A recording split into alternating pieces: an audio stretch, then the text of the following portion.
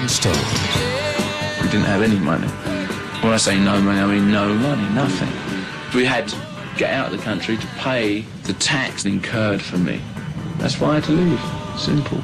Let that be a warning to you. Well, it's quite a hedonistic period. We didn't start being hedonistic in the south of France. It was all, part of the whole thing anyway.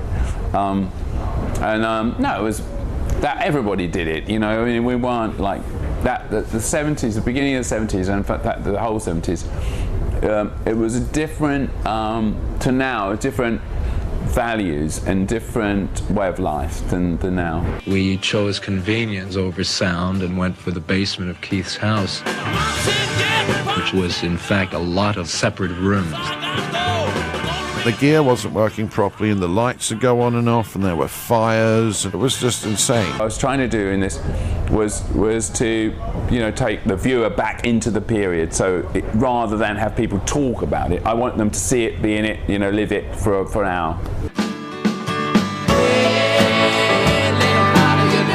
Got all of this stuff that we'd recorded in a truck. And I think Mick and I were looking at each other and saying, I think we've drained it, and we've drained everybody else as well. I think I said about the Isle of Man was as an example. I didn't actually say the Isle of Man should legalise drugs. That's a ridiculous thing to say.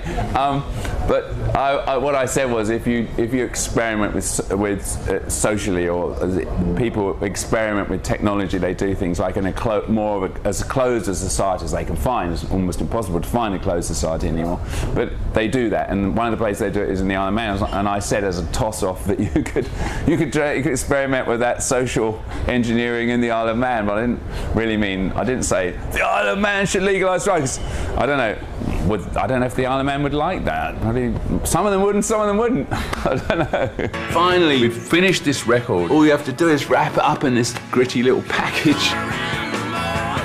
The billboard's fantastic.